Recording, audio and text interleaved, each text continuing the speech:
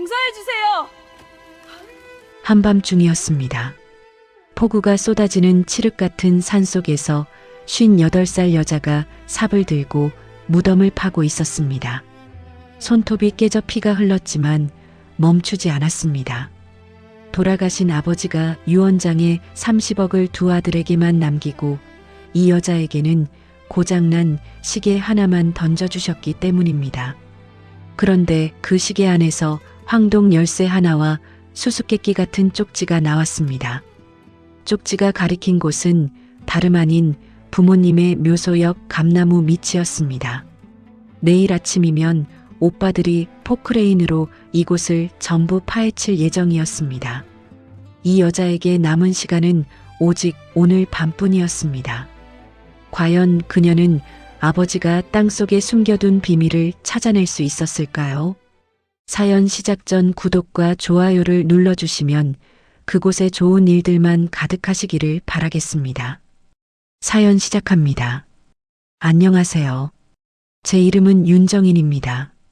올해 58살 시장통 반찬가게에서 하루 12시간씩 일하며 관절염 약을 달고 사는 여자입니다.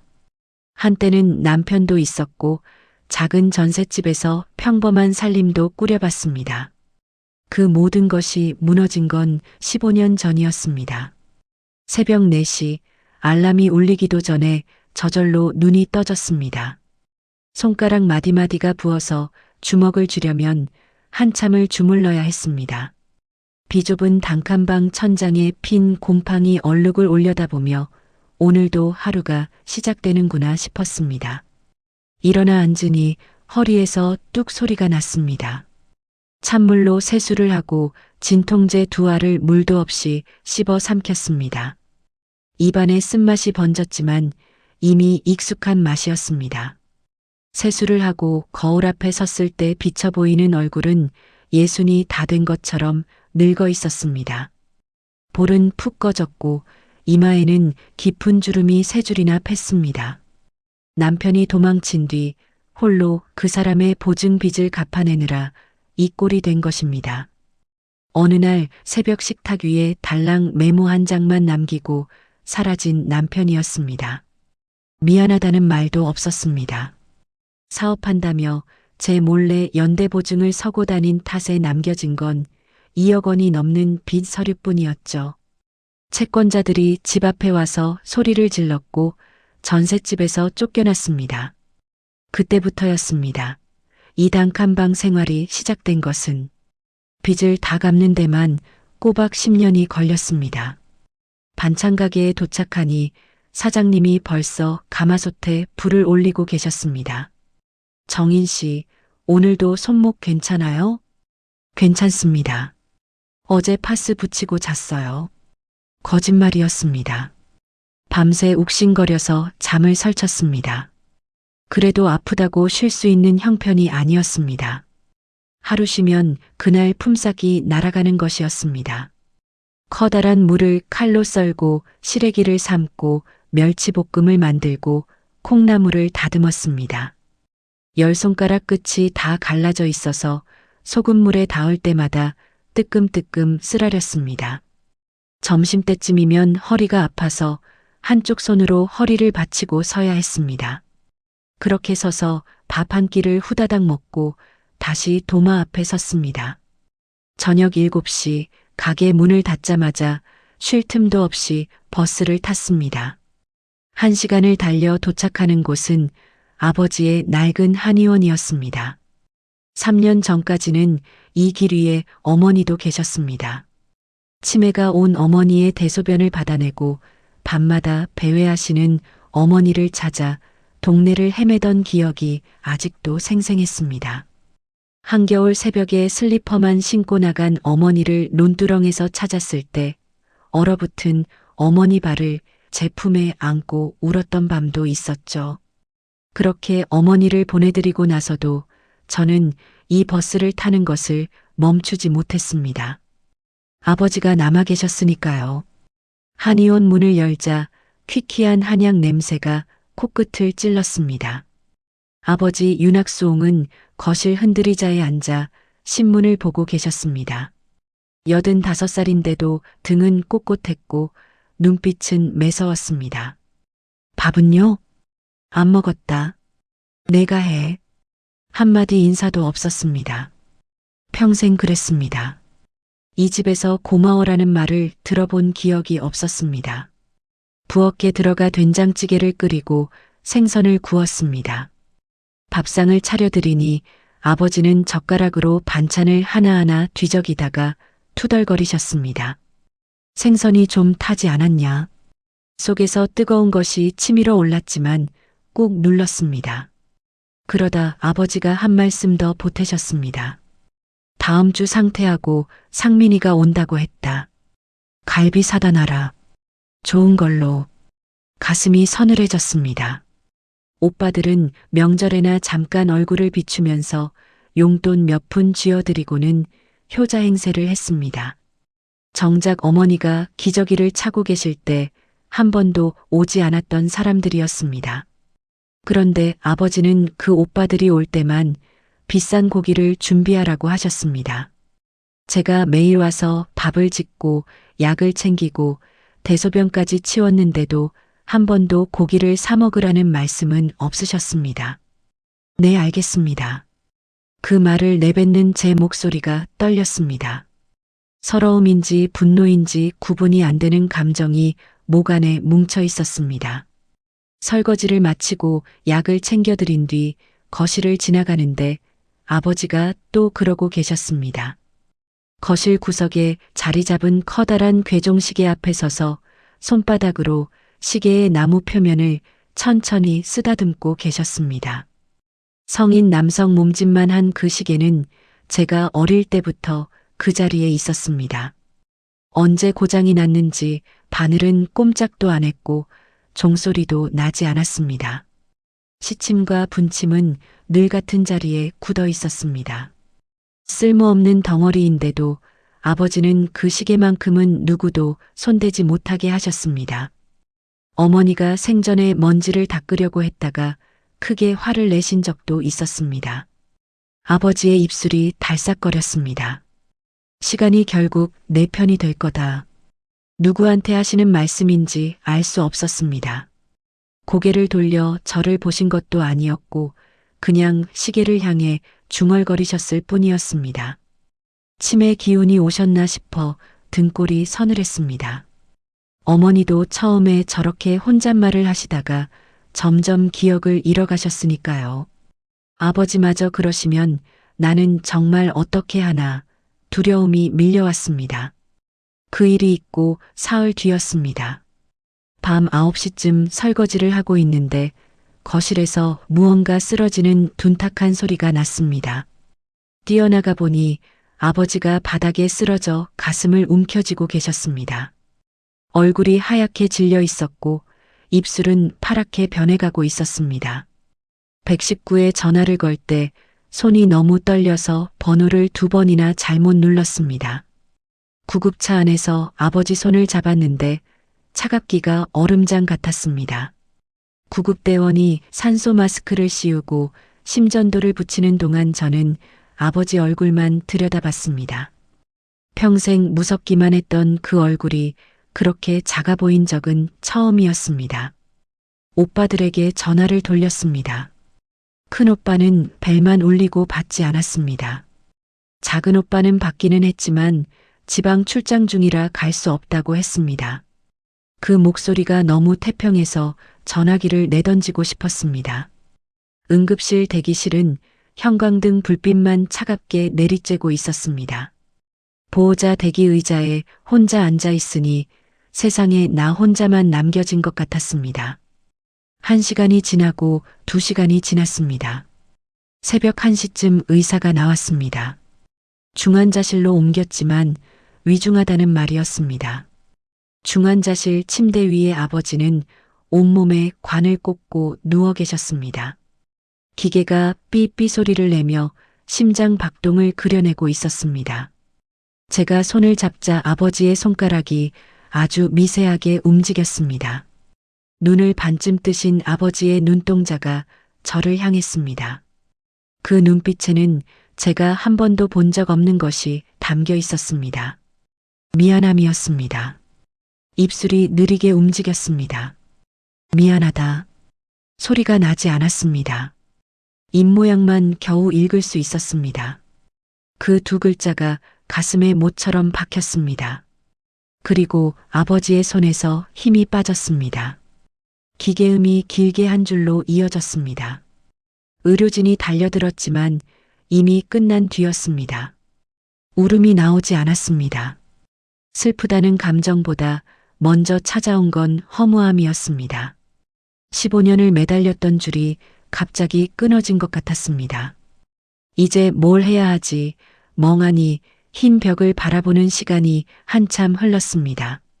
장례식장에서 눈물이 터졌습니다. 슬퍼서가 아니었습니다. 분해서였습니다. 소식을 듣자마자 검은 양복을 빼입고 나타난 두 오빠는 화환을 줄줄이 세우며 상주 노릇을 번듯하게 했습니다.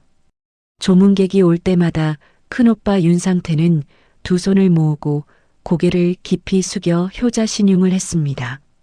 작은 오빠 윤상민이는 조의금 봉투를 하나하나 세며 아내와 킬킬대고 있었습니다.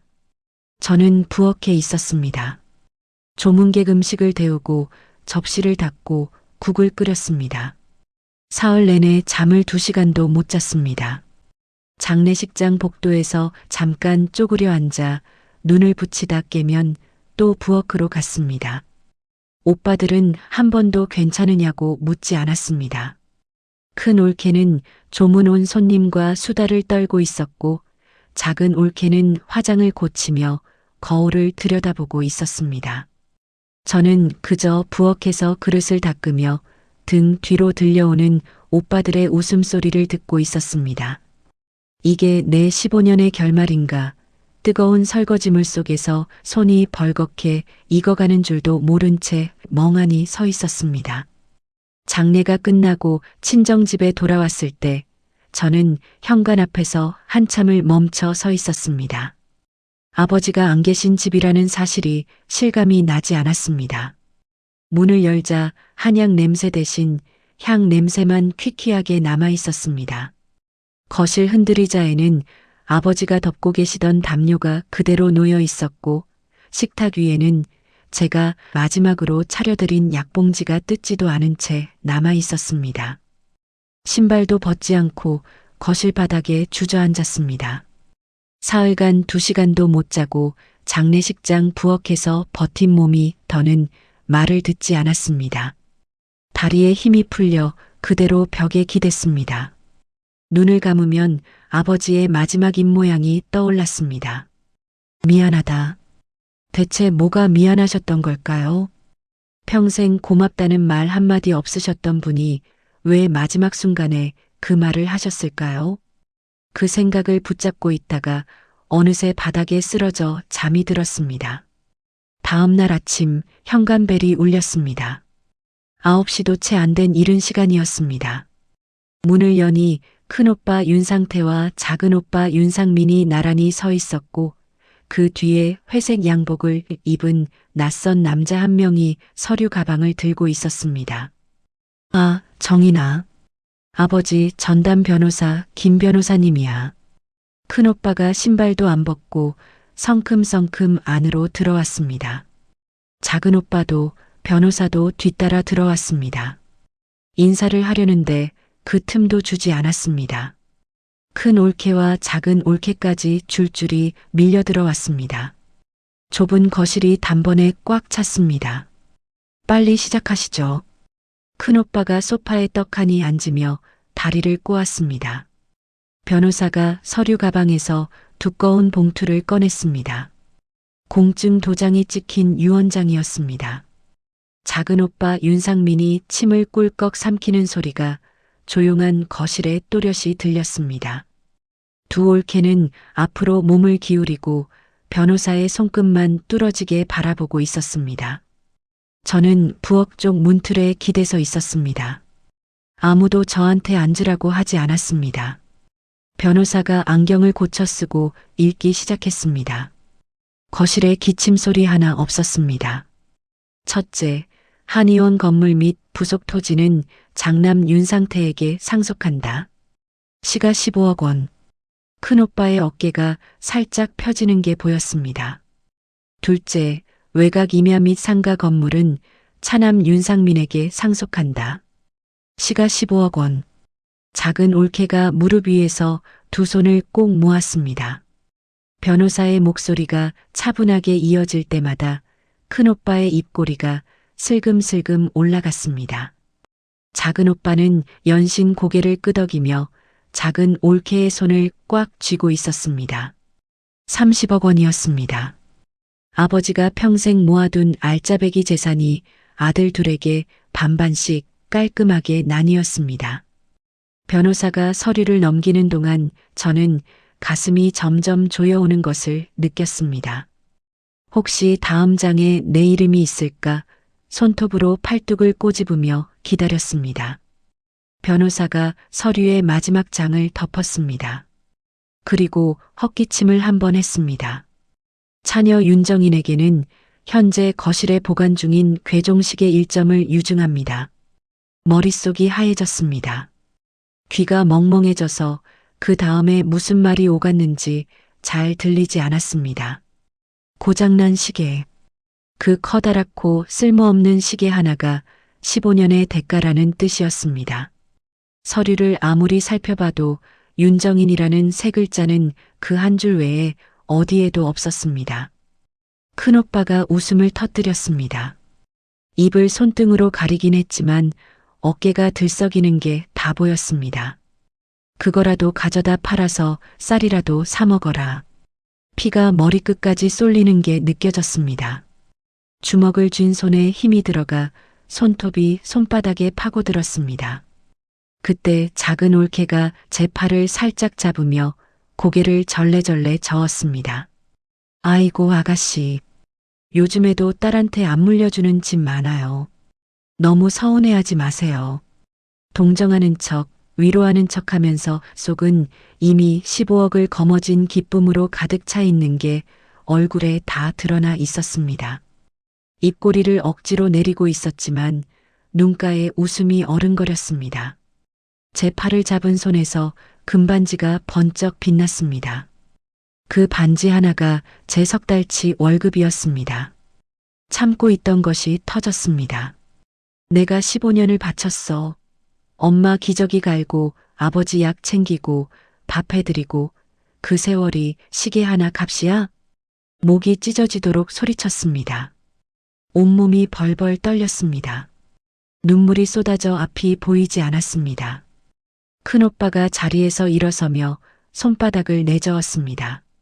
얼굴에 귀찮다는 기색이 역력했습니다. 야, 유 원장은 공증까지 다 끝난 거야. 불만 있으면 법대로 해. 차갑고 단단한 목소리였습니다. 마치 길거리 행인에게 말하듯 건조했습니다. 작은 오빠는 고개를 돌리고 창밖을 보며 아예 저를 없는 사람 취급했습니다. 변호사는 눈치를 살피며 서류를 가방에 넣고 자리를 피했습니다. 그리고 큰오빠가 못을 박듯 말했습니다. 그리고 이 건물 다음 주에 매물로 내놓을 거니까 오늘 안으로 짐 빼. 시계도 내 거니까 알아서 갖고 나가. 숨이 턱 막혔습니다. 15년을 드나든 이 집에서 아버지 장례를 치른 바로 다음 날 쫓겨나는 것이었습니다.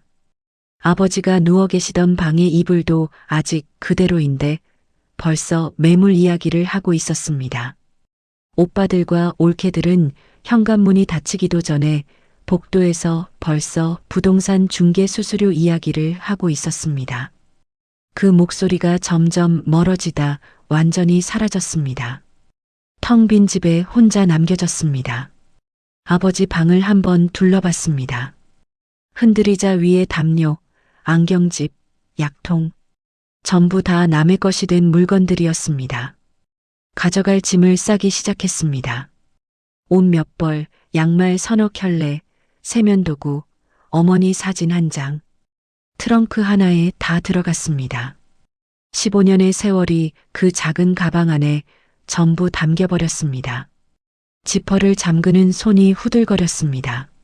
문제는 시계였습니다. 성인 남성 몸집만 한 그 덩어리를 혼자서는 옮길 수가 없었습니다. 용달차를 불렀습니다. 기사 아저씨가 시계를 보더니 눈이 휘둥그레졌습니다. 이걸 가져가신다고요? 하는 표정이었습니다. 둘이서 시계를 들어 올릴 때 허리에서 뚝 소리가 났습니다.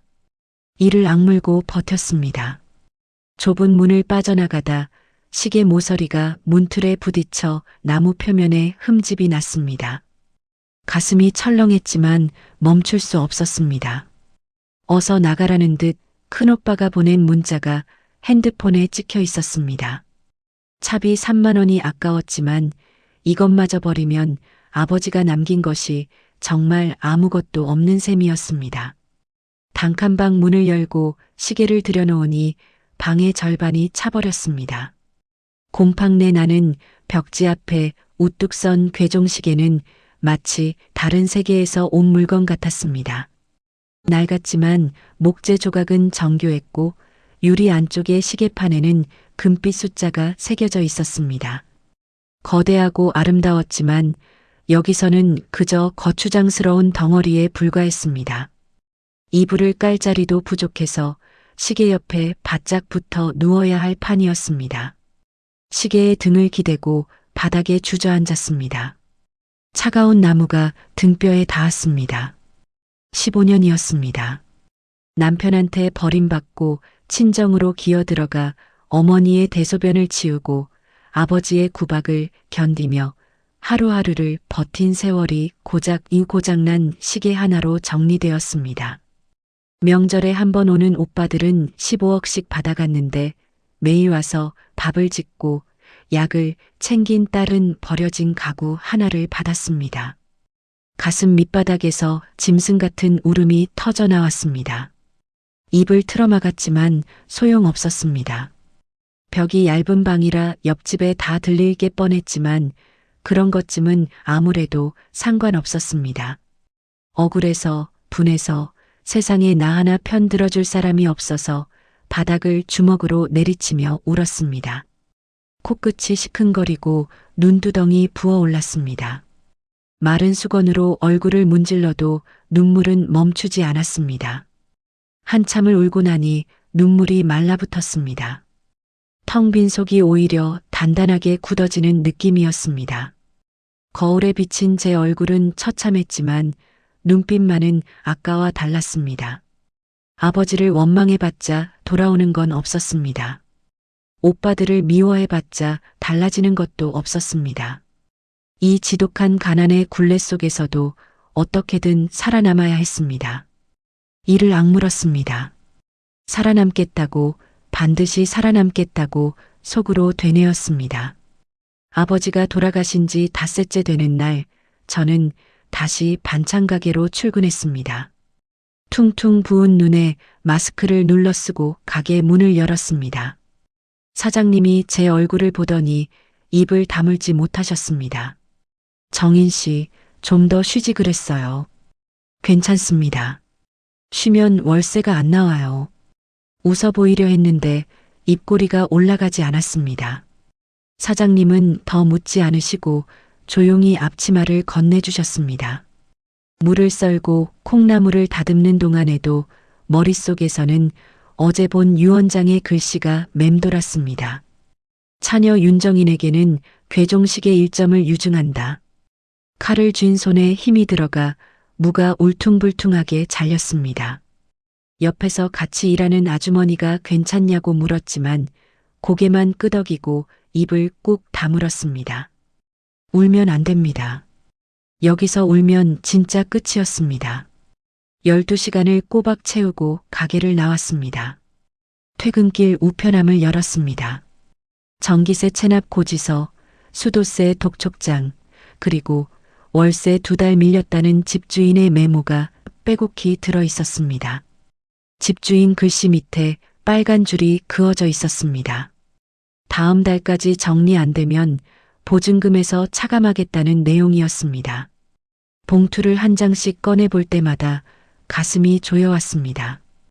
이번 달 반찬 가게 월급으로는 전기세와 수도세를 겨우 내고 나면 남는 돈이 없었습니다.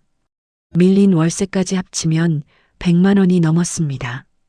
봉투들을 구겨서 주머니에 쑤셔 넣으며 계단을 올랐습니다. 방문 앞에 서는데 안에서 불빛이 새어나오고 있었습니다. 분명 아침에 불을 끄고 나갔는데 이상했습니다. 조심스럽게 문을 열자마자 눈앞의 광경에 얼어붙었습니다. 방 안이 엉망진창이었습니다. 옷장 문이 활짝 열려 있었고 서랍 속 내용물이 바닥에 쏟아져 있었습니다. 속옷과 양말이 여기저기 흩어져 있었고 이불은 찢어질 듯 뒤집혀 있었습니다. 라면 박스가 엎어져 봉지들이 굴러다니고 있었고 신발장까지 뒤집어져 있었습니다. 그 한가운데 큰오빠 윤상태가 신발을 신은 채 서 있었고 작은 오빠 윤상민이가 괴종식의 뒤편을 손전등으로 비추며 더듬고 있었습니다. 제가 문에 서 있는 것도 의식하지 못한 채 미친 듯이 무언가를 찾고 있었습니다. 뭐 하는 거야? 비명에 가까운 소리가 터져 나왔습니다.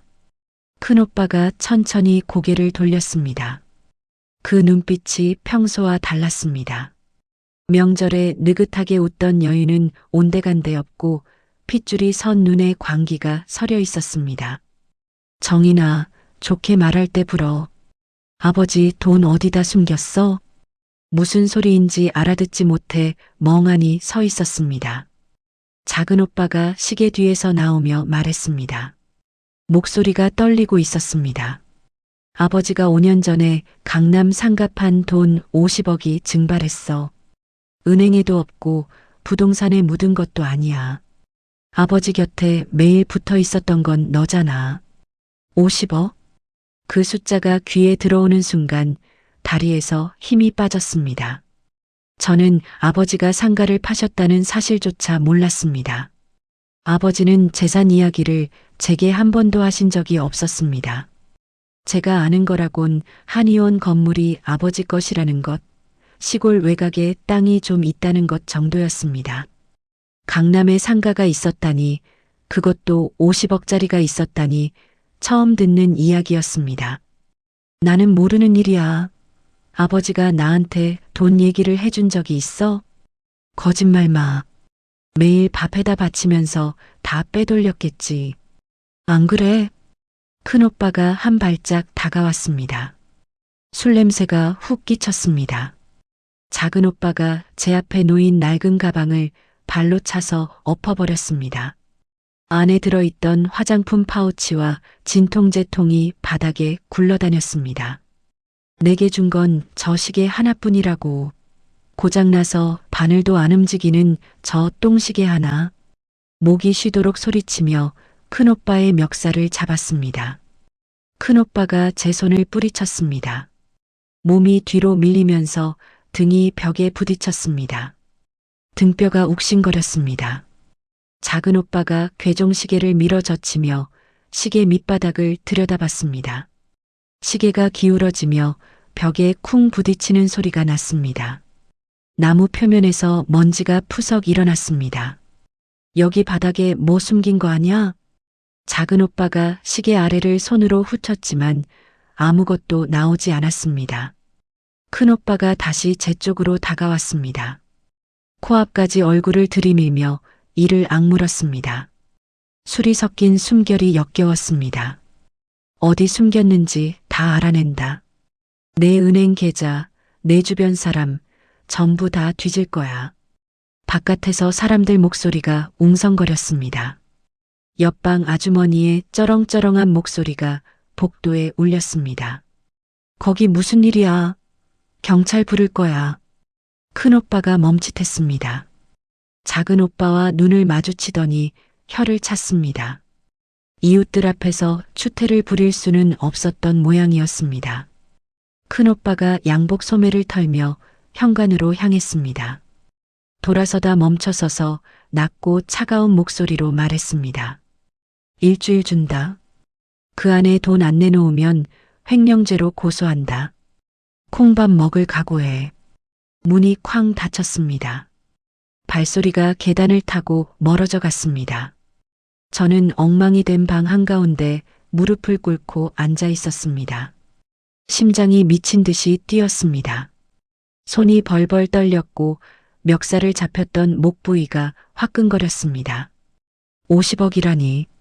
아버지가 정말로 그 어마어마한 돈을 어딘가에 숨겨두셨다는 뜻이었습니다. 유언장에 나온 30억짜리 건물과 땅은 겉으로 보이는 재산이었고 그 뒤에 더 큰 돈이 있었던 것입니다. 평생 구두쇠라고만 생각했던 아버지가 사실은 80억이 넘는 자산가였다니 머리가 어지러웠습니다. 숨이 가빠지면서 과거의 조각들이 하나씩 떠올랐습니다. 5년 전이었습니다. 그 무렵 아버지는 유독 외출이 잦아지셨습니다. 한의원에 환자도 없는 평일 오후에 양복을 차려입고 어디론가 나가셨습니다. 어디 가시냐고 여쭤보면 괜한 참견 말라며 버럭 화를 내셨죠.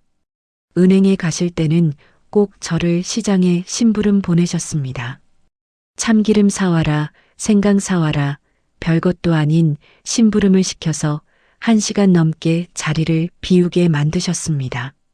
한 번은 제가 심부름을 빨리 마치고 돌아왔는데 아버지가 현관에서 커다란 서류 봉투를 품에 안고 계신 것을 봤습니다.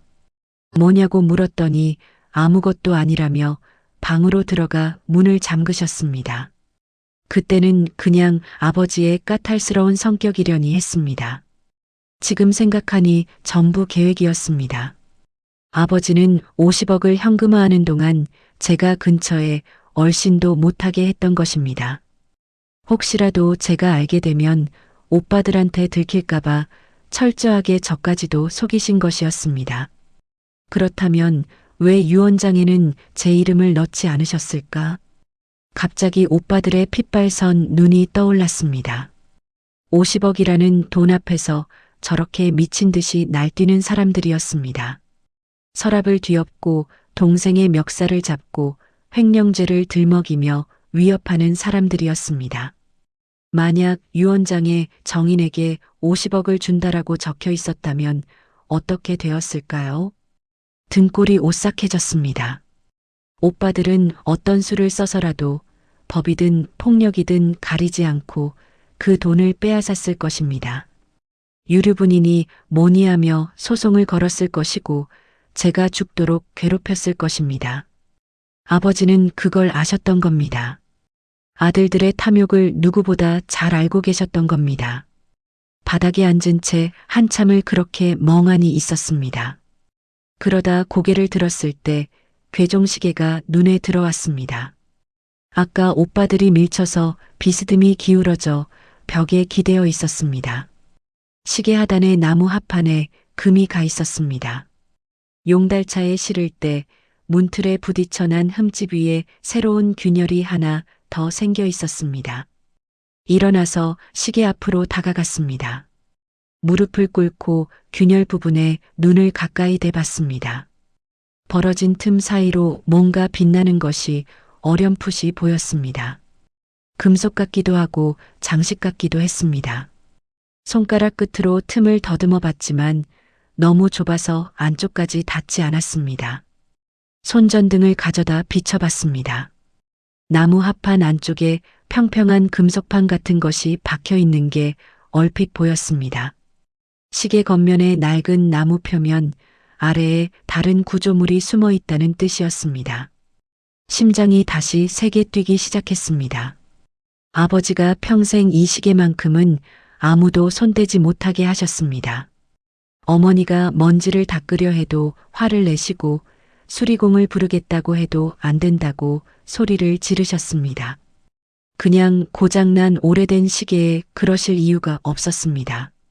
이 시계는 단순한 시계가 아닙니다.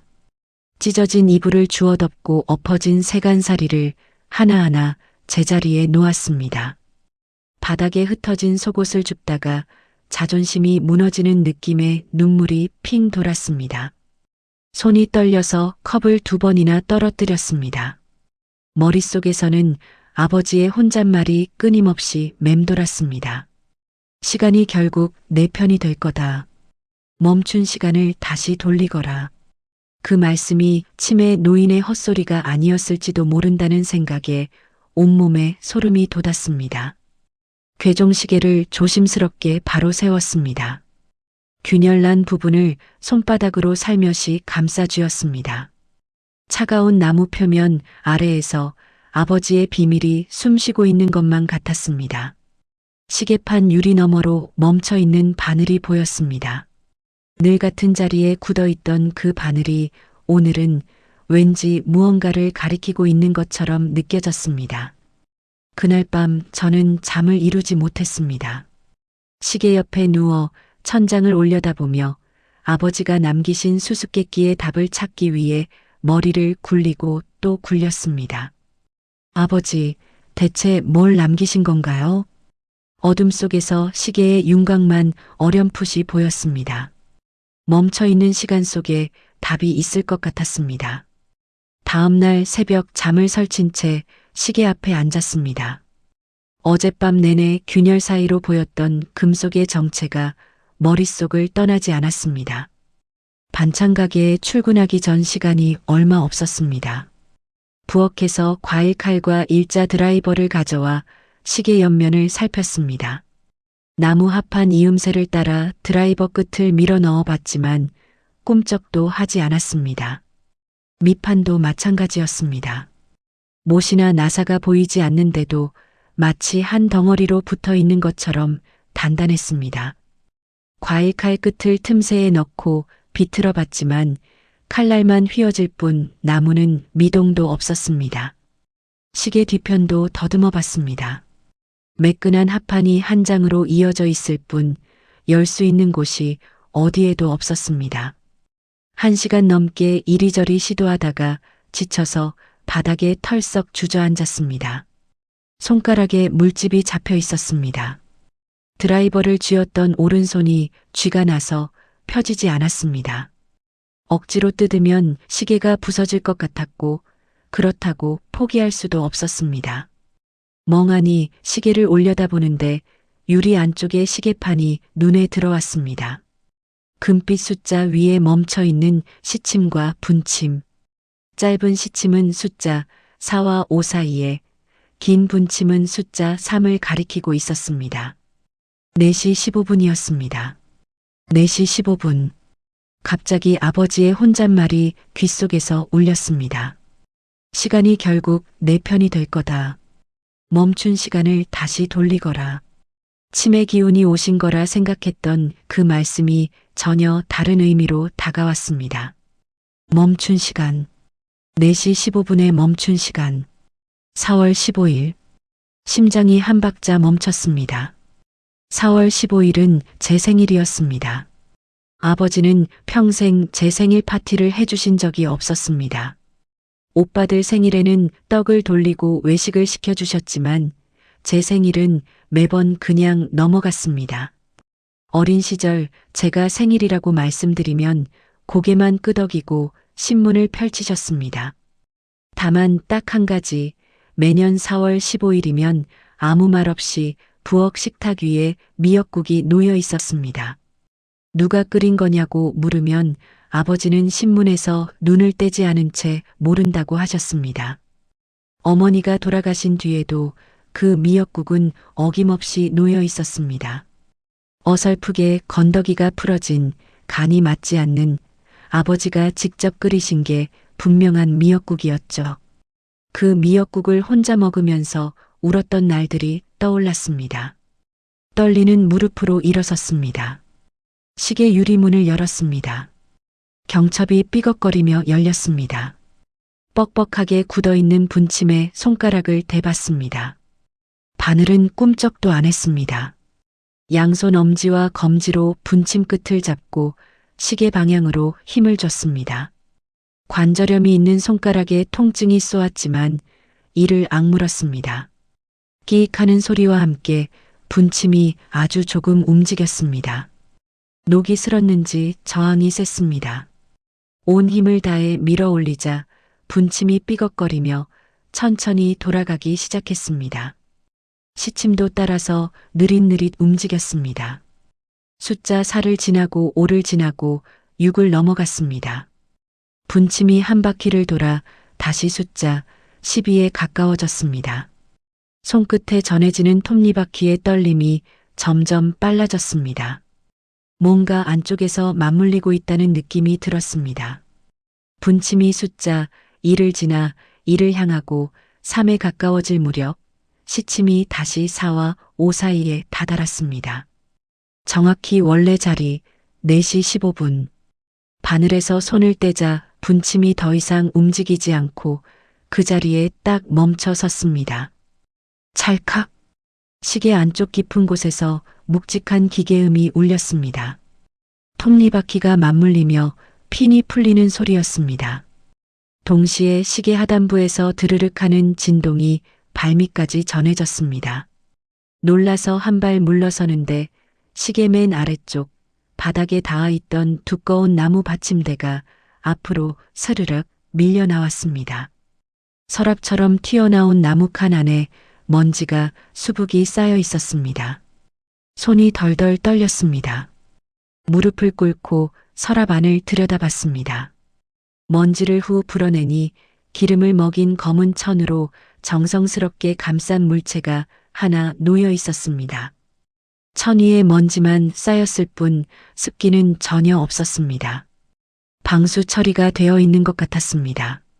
조심스럽게 천을 풀어냈습니다. 매듭이 3번이나 묶여 있어서 손톱으로 한참을 풀어야 했습니다. 마지막 매듭이 풀리자 손바닥 위로 묵직한 무게가 전해졌습니다. 낡은 황동 열쇠 하나였습니다. 열쇠 끝이 복잡한 톱니 모양으로 깎여 있었고 손잡이 부분에는 세월의 녹이 껴 있었습니다. 보통 문 열쇠와는 달리 두껍고 단단한 재질이었습니다. 금고나 자물쇠를 여는 종류의 열쇠였습니다. 아버지가 이 안에 넣어둔 것이 분명했습니다. 열쇠 밑에 접힌 종이 한 장이 깔려 있었습니다. 한지 위에 만년필로 쓴 글씨. 삐뚤빼뚤하지만 한 글자 한 글자 힘주어 눌러 쓴 것이 느껴지는 필체였습니다. 아버지의 글씨였습니다. 이 글씨를 모를 리가 없었습니다. 한의원 처방 전에 수십 년간 적어오신 그 글씨였으니까요. 어미 곁에 단감이 익을 때쯤 뿌리를 더듬어 시간을 열어보거라. 단 한 줄이었습니다. 그 밑에는 아무것도 적혀 있지 않았습니다. 종이를 뒤집어 봐도 빈 면이었습니다. 종이를 쥔 손가락이 하얗게 질렸습니다. 어미 곁, 단감, 뿌리, 시간을 열어보거라. 머릿속에서 기억의 톱니바퀴가 덜컥 돌아갔습니다. 5년 전 봄이었습니다. 아버지가 갑자기 선산에 가자고 하셨습니다. 선산에는 할아버지와 할머니의 무덤이 있었습니다. 그날 아버지는 묘소 관리인을 불러 빈자리 2곳을 깨끗이 다듬어 놓으셨습니다. 훗날 어머니와 당신이 묻힐 맷자리를 미리 준비하신 것이었습니다. 감효였습니다. 아직 주인 없는 텅 빈 자리에 비석 받침대만 올려놓은 채였죠. 이상했던 건 그 다음이었습니다. 아버지가 묘소 옆 양지 바른 곳에 무릎을 꿇고 앉아 직접 땅을 파고 계셨습니다. 뭘 심으시냐고 물었더니 퉁명스럽게 감나무라고만 하셨습니다. 왜 하필 무덤 옆에 감나무를 심으시냐고 되물었더니 시끄럽다며 저를 쏘아보셨습니다. 어린 감나무 묘목 한 그루를 구덩이에 넣고 흙을 덮으시며 마치 아기를 다루듯 조심조심 물을 주시던 모습이 생생했습니다. 다 심고 나서도 한참을 그 자리에 쪼그려 앉아 묘목을 바라보고 계셨습니다. 무덤 옆에 뜬금없이 감나무라니 그때는 아버지가 노안으로 이상한 취미가 생기셨나 싶었습니다. 그 뒤로도 선산에 갈 때마다 아버지는 제일 먼저 감나무부터 살피셨습니다. 물을 주고 가지를 쓰다듬으며 잘 자란다고 혼잣말을 하셨죠. 지금 쪽지를 보니 전부 맞아떨어졌습니다. 어미 곁은 어머니의 묘소였습니다. 3년 전 어머니가 돌아가신 뒤 가묘의 진짜 주인을 모셨으니 지금은 어머니가 그곳에 계셨습니다. 단감은 그 옆에 심은 감나무였습니다. 5년이면 묘목도 제법 자랐을 것이었습니다. 뿌리를 더듬으라는 것은 감나무 뿌리 밑을 파라는 뜻이었습니다. 그리고 이 황동 열쇠가 그 밑에 묻힌 무언가를 여는 열쇠인 것이었습니다. 퍼즐 조각이 하나하나 맞아 들어가는 소리가 들리는 것 같았습니다. 아버지가 5년 전부터 이 모든 것을 준비하고 계셨다는 사실에 온몸에 힘이 빠졌습니다. 50억을 현금화하고 감나무를 심고 시계 안에 열쇠를 숨기고 유언장에는 일부러 제 이름을 빼셨습니다. 겉으로는 아들들에게 모든 재산을 주는 척하면서 진짜 유산은 이렇게 딸만이 풀 수 있는 수수께끼 속에 감춰두신 것이었습니다. 제 생일을 암호로 쓰신 것은 이 세상에서 저만이 이 비밀을 열 수 있게 하려는 아버지의 마지막 장치였습니다. 열쇠를 가슴에 꼭 품었습니다. 차가운 금속이 피부에 닿자 눈물이 터져 나왔습니다. 소리를 죽이려 했지만 억제할 수가 없었습니다. 아버지는 저를 잊지 않으셨습니다. 구두쇠에 까탈스럽고 아들만 챙기는 것 같았던 그 아버지가 사실은 이 모든 것을 저만을 위해 꾸미고 계셨습니다. 미역국을 식탁에 올려두고 모른다고 딴청을 피우시던 그 어색한 사랑이 이제야 보였습니다. 돌아가시기 전 마지막으로 남기신 입모양, 미안하다. 그 두 글자의 무게가 비로소 느껴졌습니다. 한참을 울고 나서 고개를 들었습니다. 눈물을 소매로 훔치며 창밖을 내다봤습니다. 숨이 멎는 줄 알았습니다. 골목 어기 전봇대 밑에 검은 점퍼를 입은 남자가 서 있었습니다. 담배를 피우는 척하면서 고개를 이쪽으로 돌리고 있었습니다. 어젯밤에는 없었던 사람이었습니다. 이 골목에 사는 사람도 아니었습니다. 한쪽 귀에 무선 이어폰을 꽂고 있는 게 보였습니다. 오빠들이 심어놓은 감시였습니다. 흥신소를 쓴 것이 틀림없었습니다. 커튼을 급히 닫았습니다. 심장이 목구멍까지 뛰어올랐습니다. 오빠들은 이미 저를 의심하고 있었고 제 주변을 감시하고 있었습니다. 제가 어디를 가는지, 누구를 만나는지 전부 지켜보고 있는 것이었습니다. 지금 당장 선산으로 달려가고 싶었지만 저 사람이 따라오면 전부 들통나는 것이었습니다. 감나무 밑을 파는 것을 오빠들이 알게 되면 모든 게 끝이었습니다. 이불 속에 들어가 열쇠를 손에 쥔 채 계획을 짜기 시작했습니다. 감시를 따돌리고 선산에 가야 했습니다. 혼자서 감나무 밑을 파야 했습니다. 그리고 그 안에 있는 것을 가져와야 했습니다. 오빠들이 눈치채기 전에, 일주일이라는 시한이 끝나기 전에 모든 것을 끝내야 했습니다. 삽이 필요했습니다. 손전등도 필요했습니다.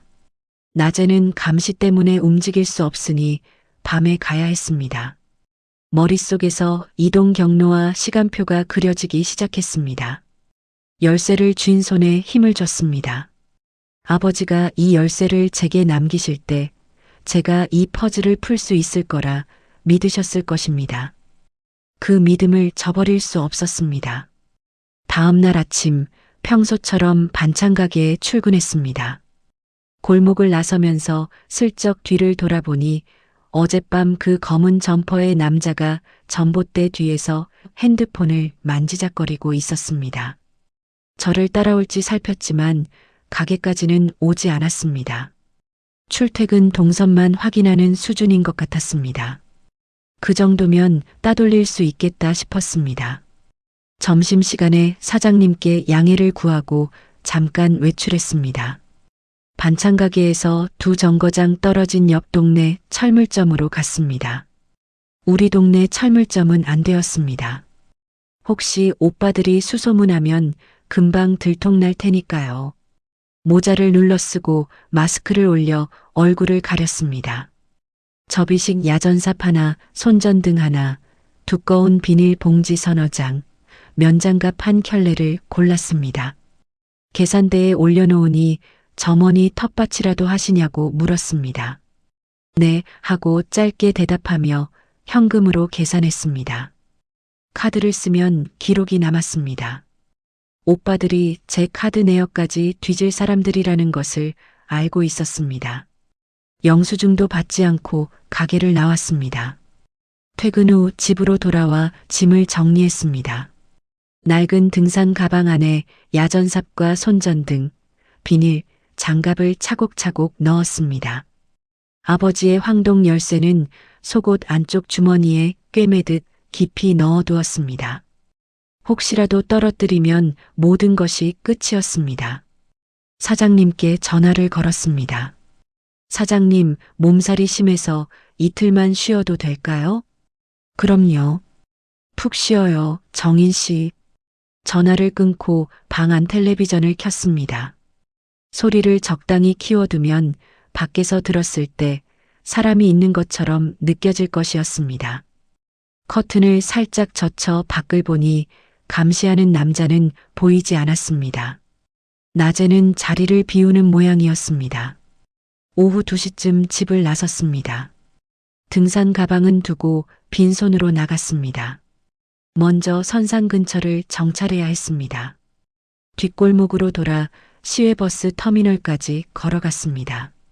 선산이 있는 시골 마을까지는 버스로 1시간 반이 걸렸습니다. 마을 정류장에서 내려 산 쪽으로 걸었습니다. 산길 입구가 보이는 곳에서 발이 멈췄습니다. 입구 옆 공터에 검은색 차 한 대가 주차되어 있었습니다. 번호판이 서울 번호였습니다. 이 시골에 서울 번호 차량이 올 이유가 없었습니다. 심장이 빠르게 뛰기 시작했습니다. 길 옆 숲을 뒤로 몸을 숨겼습니다. 가시덤불이 팔뚝을 긁었지만 참았습니다. 무릎을 꿇고 풀 사이로 산길을 살폈습니다. 10분쯤 지났을 때 산 위에서 인기척이 들렸습니다. 낙엽을 밟는 발소리와 함께 남자 2명이 내려왔습니다. 하나는 긴 쇠꼬챙이를 들고 있었고 다른 하나는 핸드폰으로 통화를 하고 있었습니다. 2 사람 모두 운동화에 점퍼 차림이었습니다.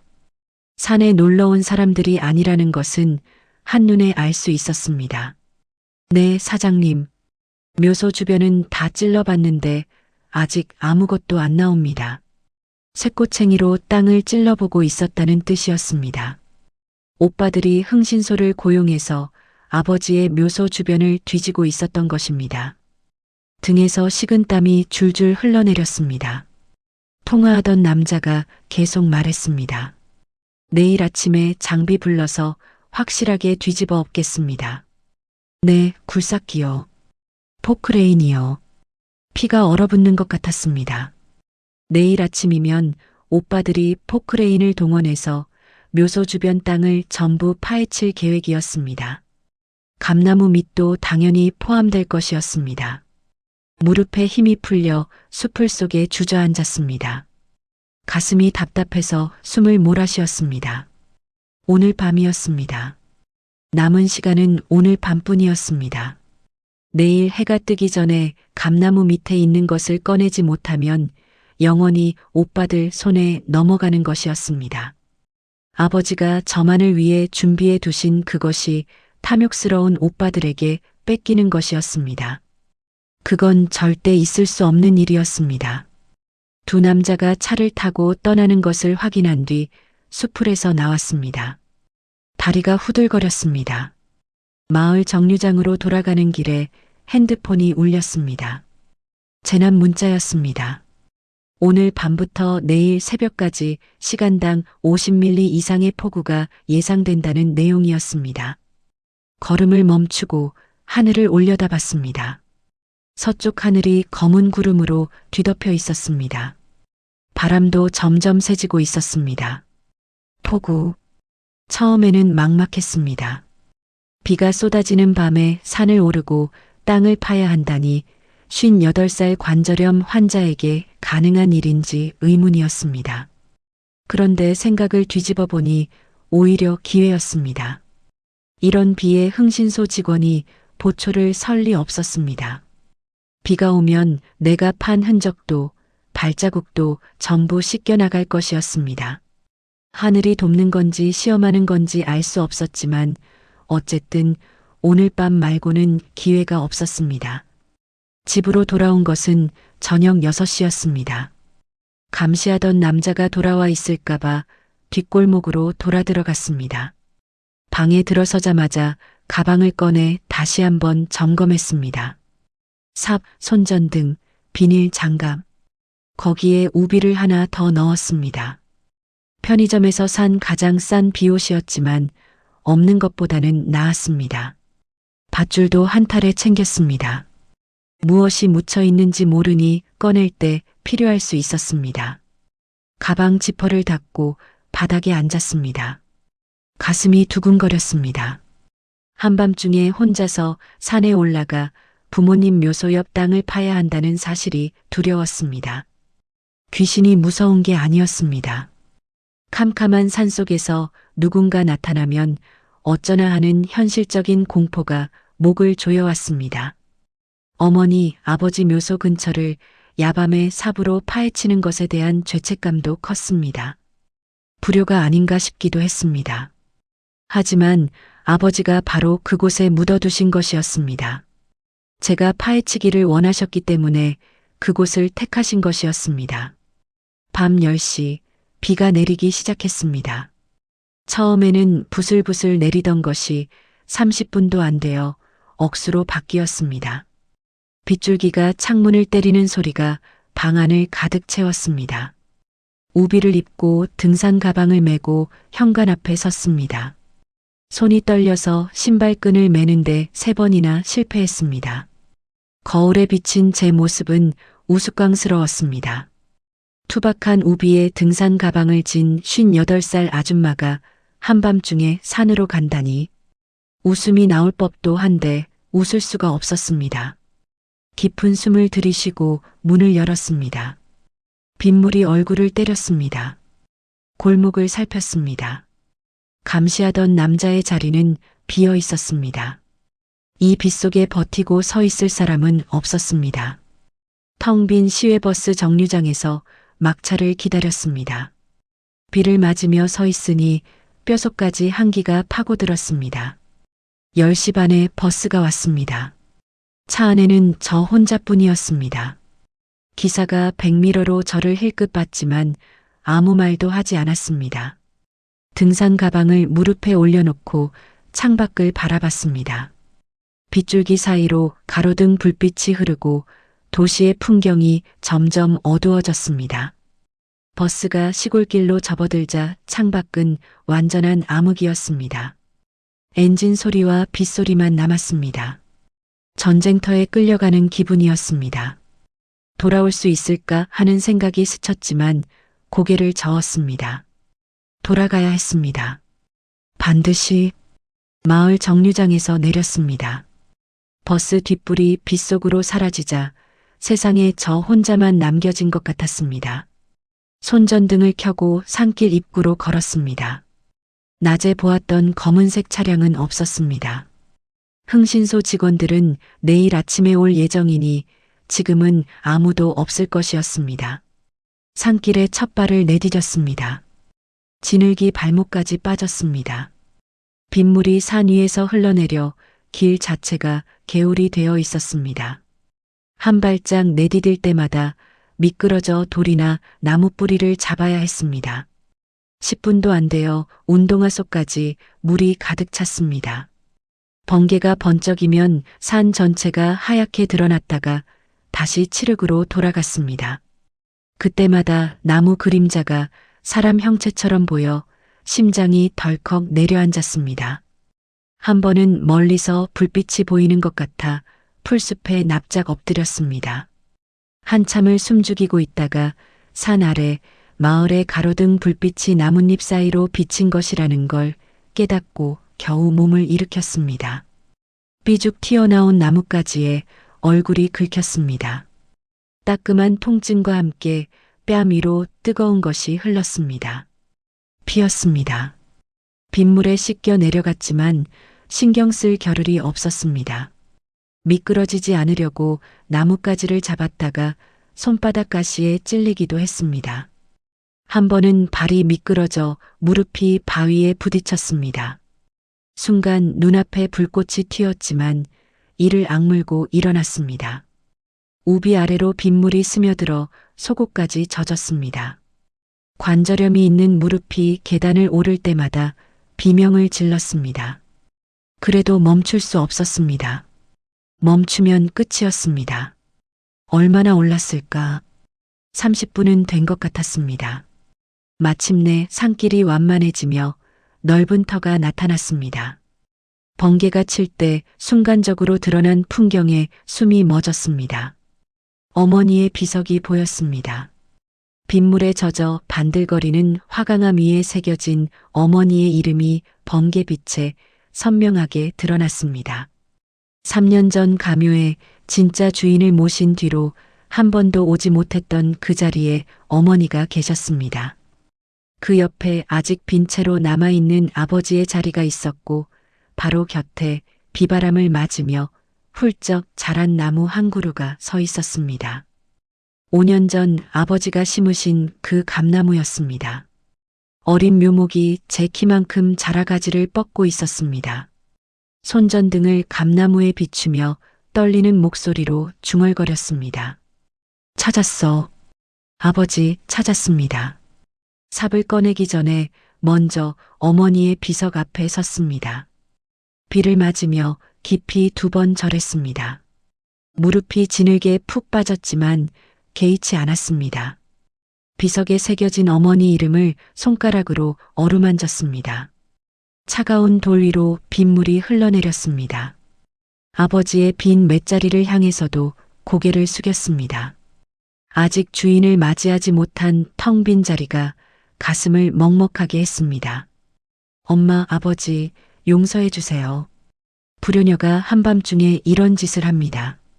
빗소리에 묻혀 제 목소리가 들리지 않았을지도 모릅니다. 하지만 말하지 않으면 삽을 들 수가 없었습니다. 절을 하고 일어서는데 무릎에서 뚝 소리가 났습니다. 일어서서 손전등을 감나무 쪽으로 비췄습니다.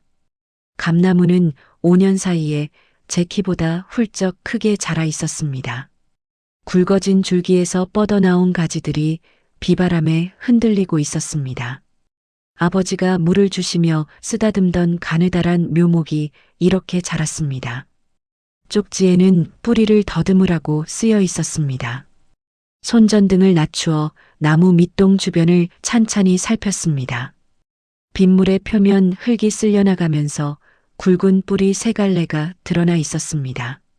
한쪽은 어머니 묘소 쪽으로, 한쪽은 산비탈 아래로, 나머지 한쪽은 양지 바른 빈터 쪽으로 향해 있었습니다.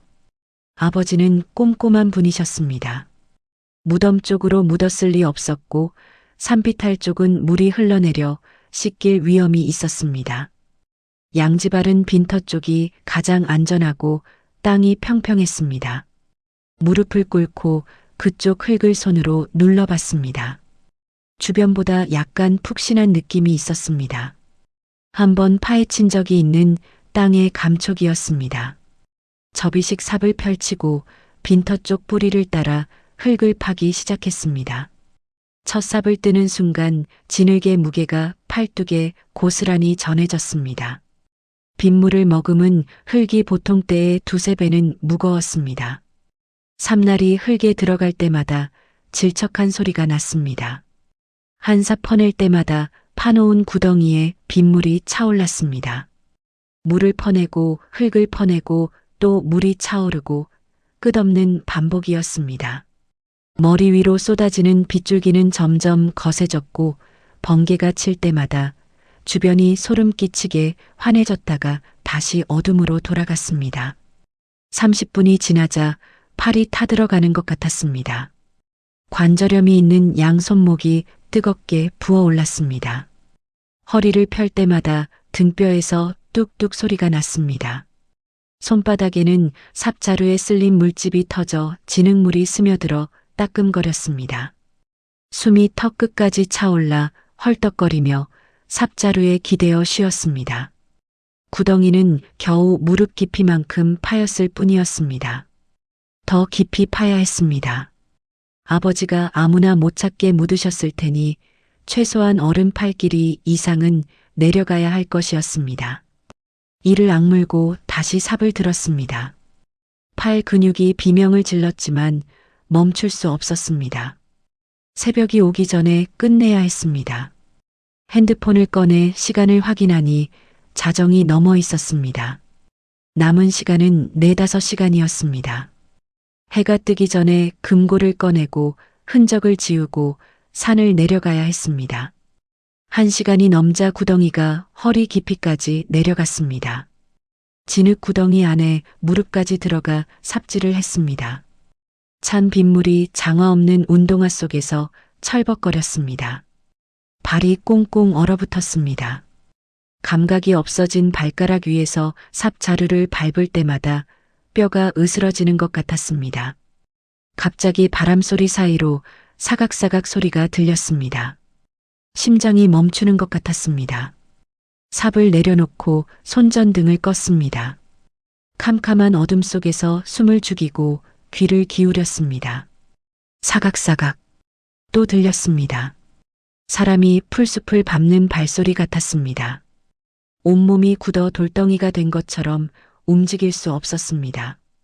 누군가 오고 있는 건지 흥신소 놈들이 돌아온 건지 머릿속이 하얘졌습니다. 구덩이 안에 납작하게 엎드렸습니다. 차가운 진흙물이 턱까지 차올랐습니다. 1분이 1년처럼 느껴졌습니다. 또 1분. 아무 소리도 들리지 않았습니다. 번개가 번쩍이며 주변이 환하게 드러났습니다. 아무도 없었습니다. 나뭇가지에 걸린 비닐 조각이 바람에 흔들리고 있을 뿐이었습니다. 가슴을 쓸어내리며 구덩이에서 몸을 일으켰습니다.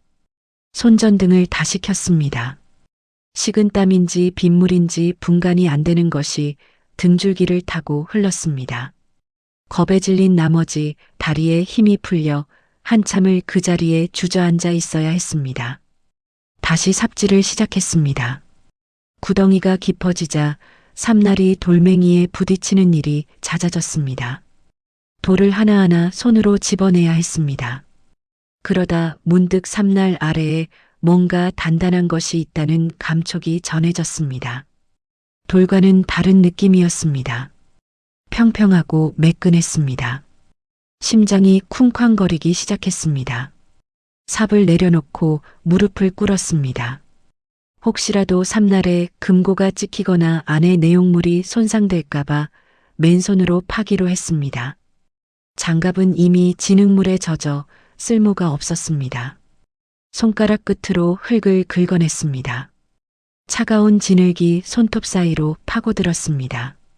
관절염 때문에 손가락마다 전기가 오는 것처럼 아팠지만 멈출 수 없었습니다.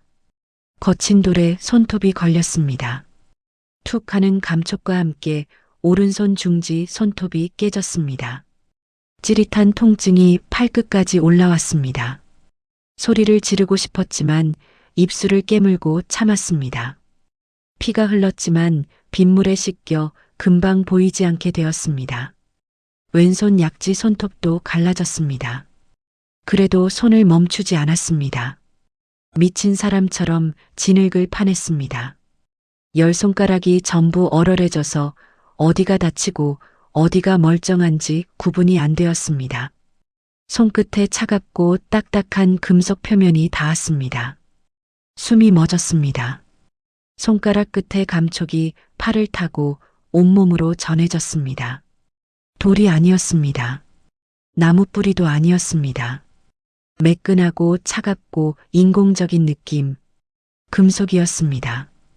떨리는 손으로 금속 표면 위에 흙을 걷어냈습니다. 매끈한 철판이 드러났습니다. 주변 흙을 더 파내자 두꺼운 방수포로 겹겹이 쌓인 네모난 물체의 윤곽이 나타났습니다. 소형 철제 금고였습니다. 크기는 서류 가방보다 조금 컸고 방수포 때문에 정확한 모양은 보이지 않았습니다. 아버지가 이 안에 50억을 넣어두신 것이었습니다. 눈물이 쏟아졌습니다. 빗물에 섞여 턱을 타고 흘러내렸습니다. 금고를 꺼내야 했습니다. 양손으로 금고 양옆을 잡고 위로 잡아당겼습니다. 꿈쩍도 하지 않았습니다. 진흙이 금고를 빨판처럼 잡고 있었습니다. 주변 흙을 더 파내고 금고 밑으로 삽을 밀어넣어 지렛대처럼 밀어 올렸습니다. 삽자루가 휘어질 듯 꺾이며 금고가 조금씩 올라왔습니다. 배낭에서 밧줄을 꺼내 금고를 묶었습니다. 매듭을 3번 감아 단단히 고정한 뒤 밧줄 끝을 감나무 줄기에 한 바퀴 감아 도르래처럼 잡아당겼습니다. 온 체중을 실어 뒤로 당기자 금고가 진흙 속에서 쩍하는 소리와 함께 빠져나왔습니다. 구덩이 가장자리에 걸렸을 때 한 번 더 힘을 줘서 끌어올렸습니다. 평평한 땅 위에 금고를 내려놓자 팔에서 완전히 힘이 빠졌습니다. 그 자리에 대자로 뻗었습니다. 비를 맞으며 누워 거친 숨을 몰아쉬었습니다. 하늘에서 빗줄기가 얼굴 위로 쏟아졌지만 눈을 감을 수도 없었습니다. 온몸이 진흙투성이었고 팔다리가 후들후들 떨렸습니다. 손가락은 피와 진흙이 뒤범벅이 되어 감각이 없었습니다.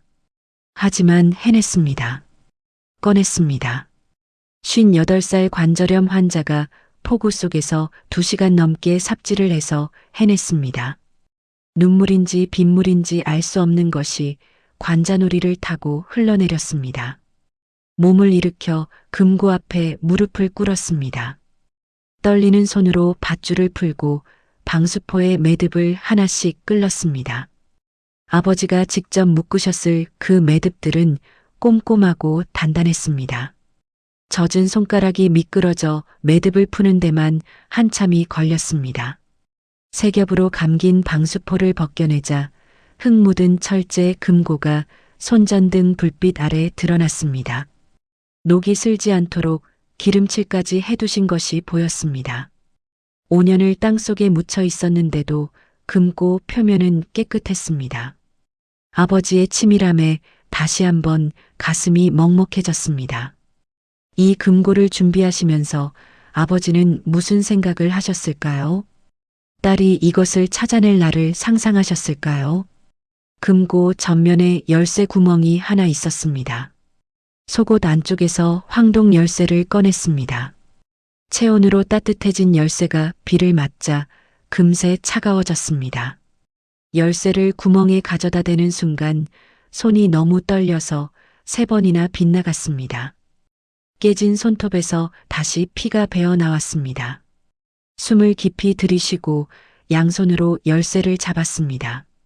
천천히 밀어 넣으니 열쇠가 스르르 들어갔습니다. 딱 맞았습니다. 심장 소리가 빗소리보다 크게 들렸습니다. 열쇠를 시계 방향으로 돌렸습니다. 처음에는 뻑뻑했습니다. 조금 더 힘을 주자 안쪽에서 핀이 하나씩 맞아 들어가는 느낌이 전해졌습니다. 하나, 둘, 셋. 철커덕. 자물쇠가 풀리는 경쾌한 소리가 폭우 속에서도 또렷하게 울렸습니다.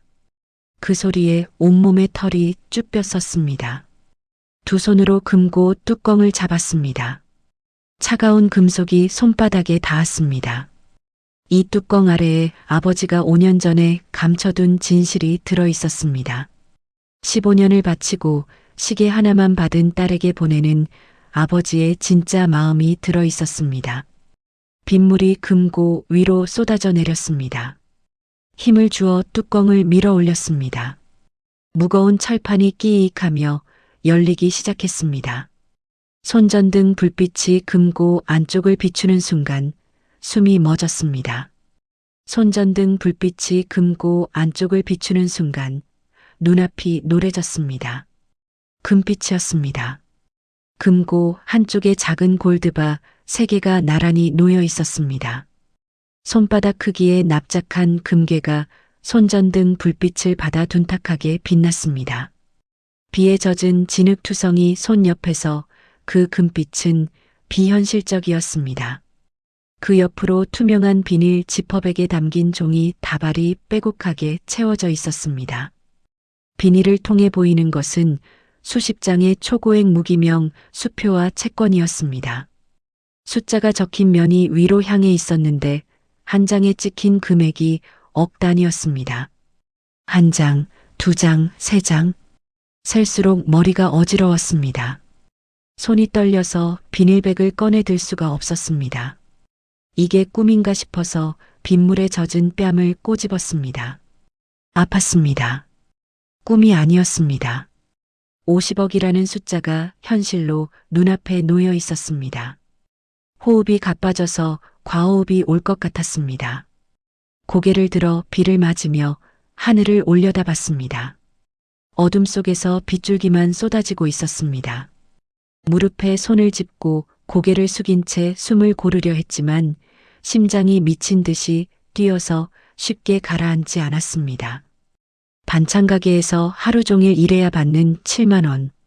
그 7만 원을 모아도 평생 모을 수 없는 돈이 지금 제 눈앞에 있었습니다.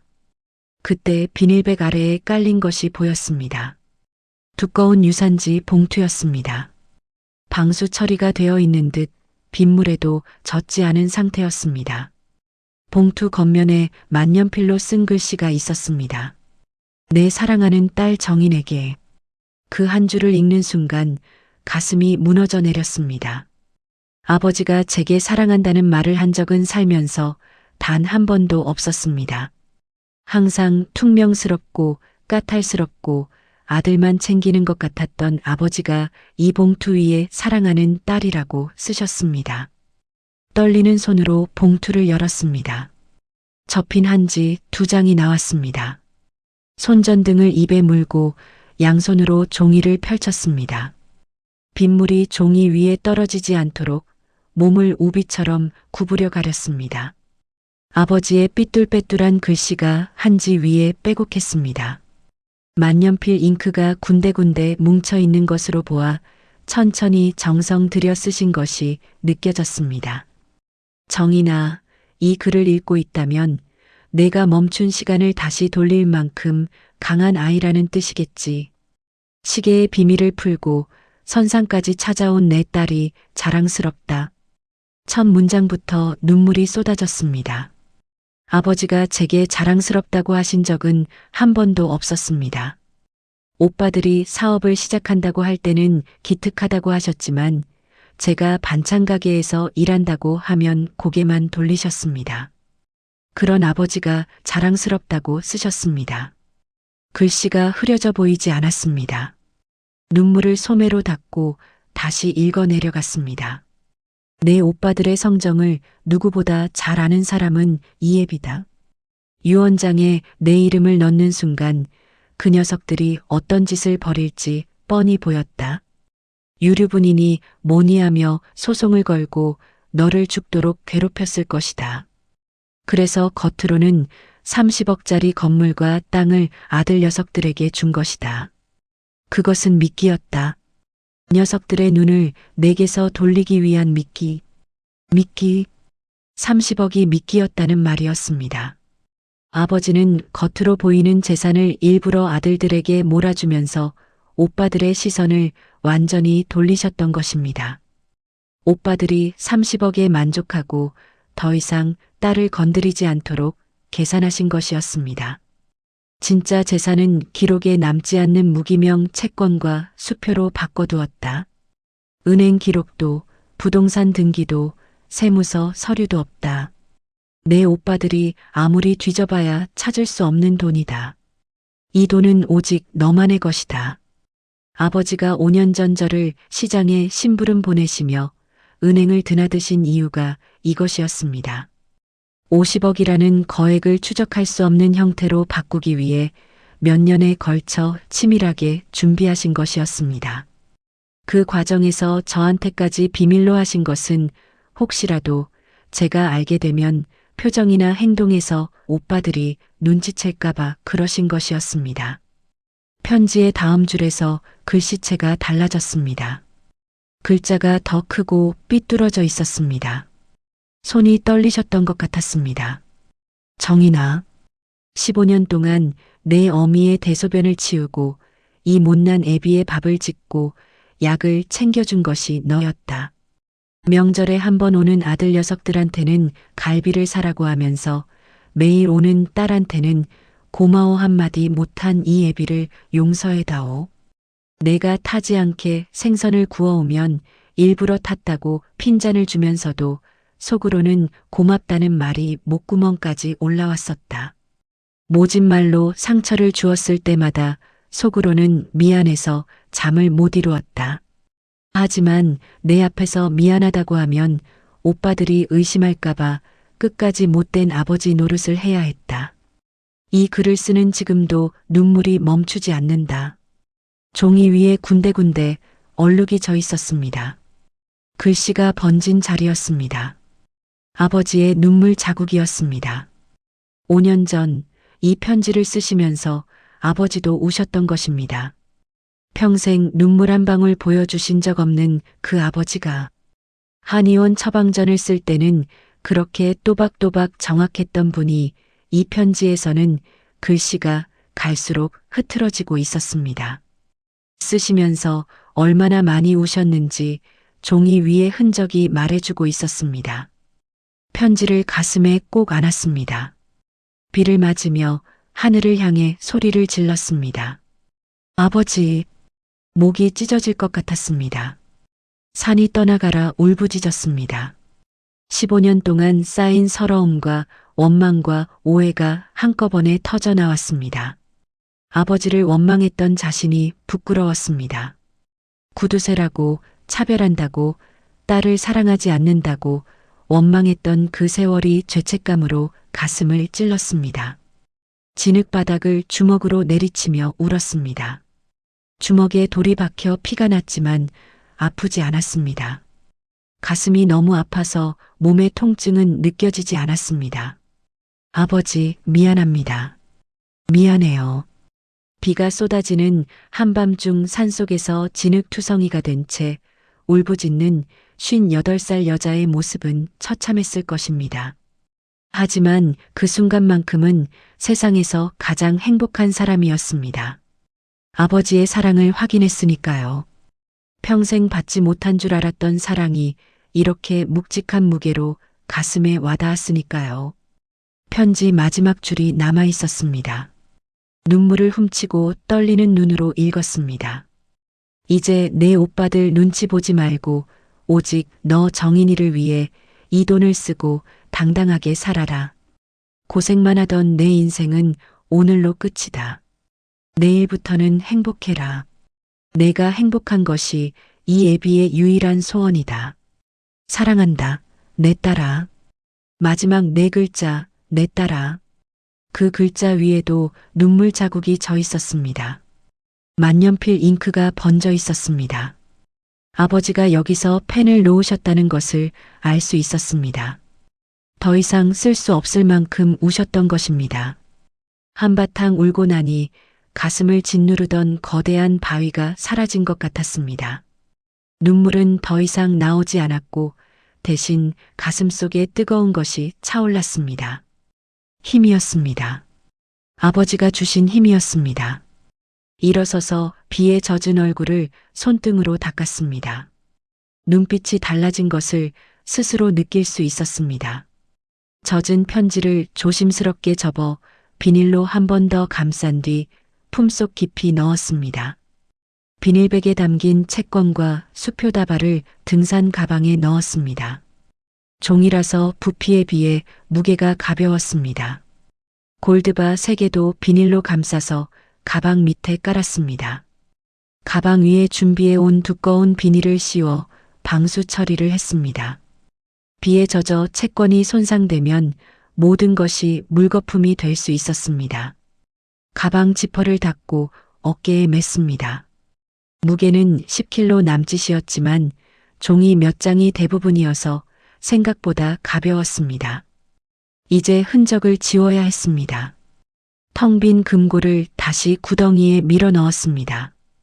파낸 흙을 되메우고 발로 꾹꾹 밟아 다졌습니다. 삽으로 표면을 고르게 다듬었습니다. 주변에 흩어진 낙엽과 나뭇가지를 모아 덮었습니다. 한 발짝 물러서서 손전등으로 비춰봤습니다. 비 덕분에 진흙이 고르게 젖어 있어서 파헤친 흔적이 거의 보이지 않았습니다. 내일 아침 오빠들이 포크레인을 가져와 파더라도 빈 금고만 발견하게 될 것이었습니다. 안에는 아무것도 없을 것이었습니다. 비가 발자국과 삽질 흔적을 말끔히 씻어주고 있었습니다. 어머니 비석 앞에 다시 한번 절했습니다. 엄마 다녀갈게요. 아버지한테 잘해주세요. 비석 위로 손을 얹어 잠시 눈을 감았습니다. 어머니가 살아계셨다면 이 순간을 같이 기뻐해 주셨을 것입니다. 손을 떼고 돌아섰습니다. 산을 내려오기 시작했습니다. 올라올 때 끊어질 듯 아팠던 무릎이 신기하게도 덜 아팠습니다. 가방 속 종이 다발이 주는 해방감이 고통을 삼켜버린 것 같았습니다. 비가 조금씩 잦아들고 있었습니다. 산 아래로 내려올수록 빗줄기가 가늘어졌습니다. 나무 사이로 불어오는 바람이 차가웠지만 몸속에서 뜨거운 기운이 솟아오르고 있었습니다. 2시간 전 이 산을 올랐을 때와 지금은 완전히 다른 사람이었습니다. 올라갈 때는 반찬가게 직원 정인이었지만 내려올 때는 50억의 주인 정인이었습니다. 산길을 다 내려왔을 때 동쪽 하늘이 붉어지고 있었습니다.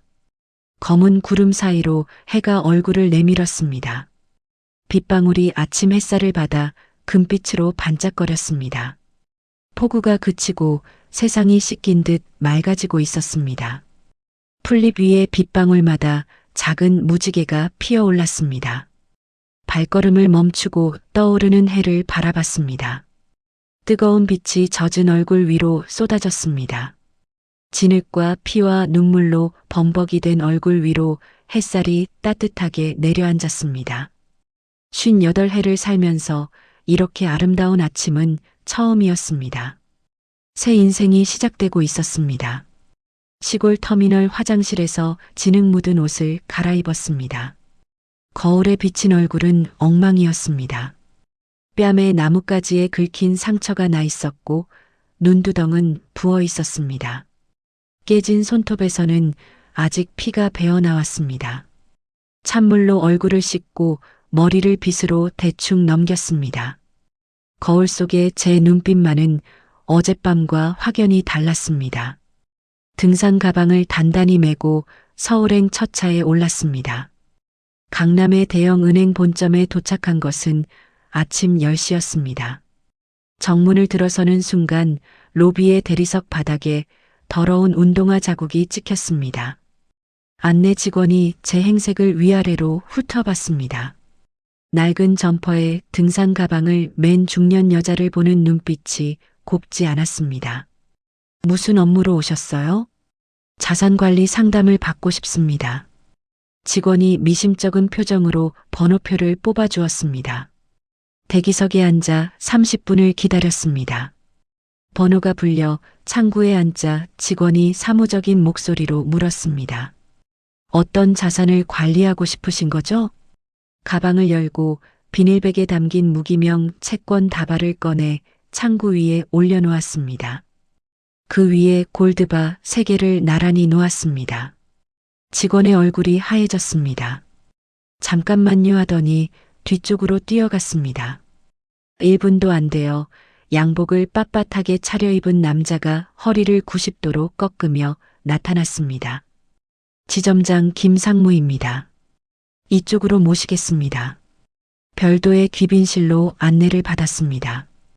가죽 소파에 앉으니 커피와 과일이 놓인 테이블이 나왔습니다.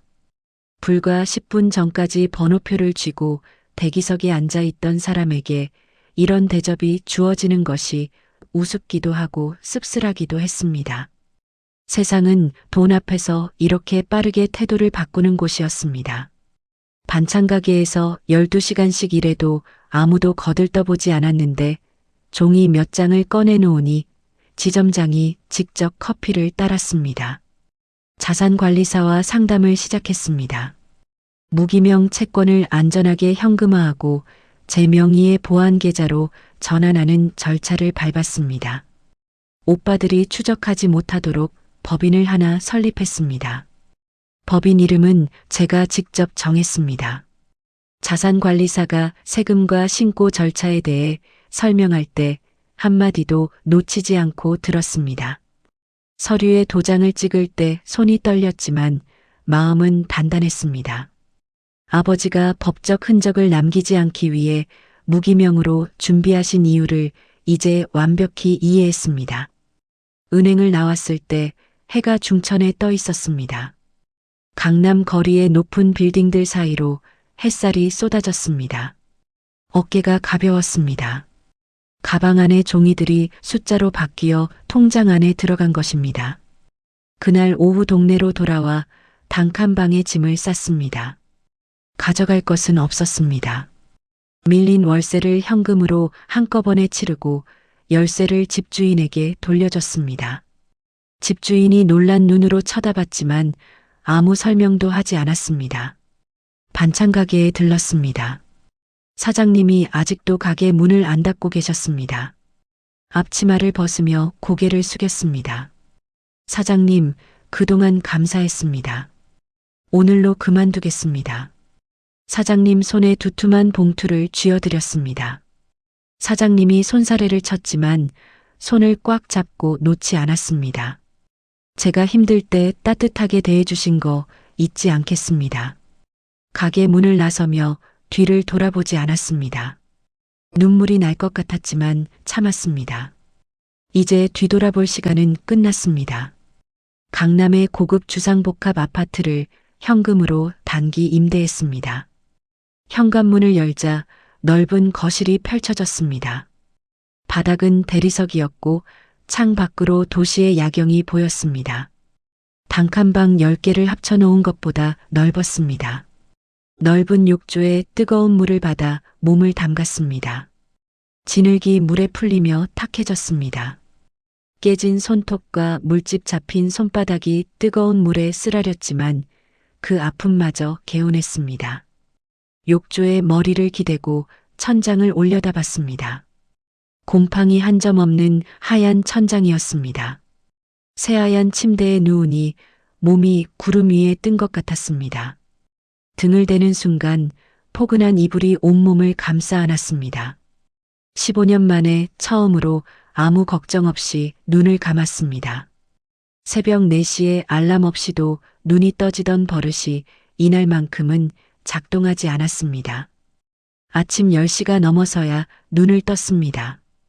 오빠들의 소식은 흥신소를 통해 들었습니다. 제가 산에서 내려온 다음 날 아침 오빠들이 고용한 인부들이 포크레인으로 선산을 파헤쳤습니다. 감나무 밑에서 빈 금고가 나왔습니다.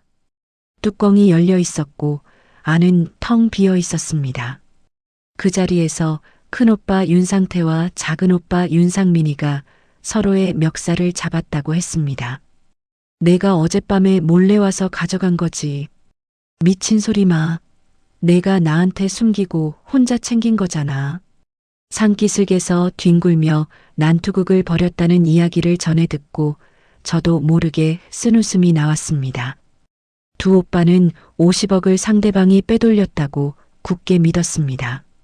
금고 자물쇠가 열려 있었으니 누군가 열쇠를 가지고 있었다는 뜻이었고 자기 말고 열쇠를 가질 수 있는 사람은 상대방뿐이라고 생각한 것이었습니다. 서로를 횡령죄로 맞고소했습니다.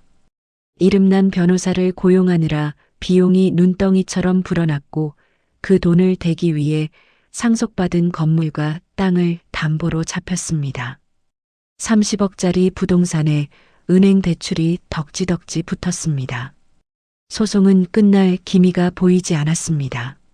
서로가 서로를 물고 늘어지며 증거를 조작하고 위증을 했습니다. 큰 올케가 이혼 소송을 냈다는 소식이 들렸고 작은 오빠는 소송 비용에 쪼들리다 기획부동산 사기꾼에게 속아 상속받은 임야를 헐값에 넘겼습니다. 알고 보니 개발 예정지라고 속인 사기였습니다. 1년이 채 안 되어 두 오빠 모두 경매로 재산을 전부 날렸습니다. 30억짜리 미끼를 물고 서로 물어뜯다가 미끼까지 잃어버린 꼴이었습니다. 탐욕이 탐욕을 잡아먹은 것이었습니다. 두 오빠 모두 빚쟁이들에게 쫓겨 야반도주했다는 소식을 마지막으로 흥신소의 보고가 끊겼습니다. 저는 법인 명의로 번화가 중심의 5층짜리 건물을 매입했습니다. 부동산 중개사가 계약서를 내밀 때 이 건물에 월세를 내고 들어오는 세입자만 10군데가 넘는다고 했습니다.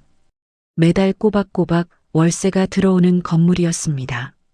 계약서에 도장을 찍는 순간 손이 떨리지 않았습니다. 1년 전 단칸방에서 월세 독촉장을 움켜쥐고 울던 여자가 이제 건물주가 된 것이었습니다. 1층에 제 이름을 건 한식당을 열었습니다. 정인이네 밥상. 간판 글씨를 직접 골랐습니다. 시장통 반찬 가게에서 새벽부터 밤까지 물을 썰고 나무를 다듬으며 익힌 솜씨를 살려 정갈한 한상 차림을 내놓았습니다. 된장찌개 하나를 끓여도 제대로 끓였습니다.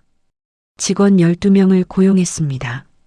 주방에서 사장님하고 부르는 소리가 처음에는 어색했지만 점점 익숙해졌습니다. 가게는 입소문을 타고 금세 손님이 늘었습니다. 어느 비 오는 날이었습니다. 식당 일을 마치고 차에 탔습니다. 기사가 시동을 걸려는 순간 식당 앞에 서 있는 사람이 보였습니다. 때 묻은 점퍼에 구겨진 바지, 다 다른 운동화를 신고 식당 유리창 안을 들여다보고 있었습니다. 손님들이 밥을 먹는 모습을 바라보는 그 뒷모습에서 배고픔이 느껴졌습니다. 고개를 돌리는 순간 옆 얼굴이 보였습니다. 큰오빠였습니다.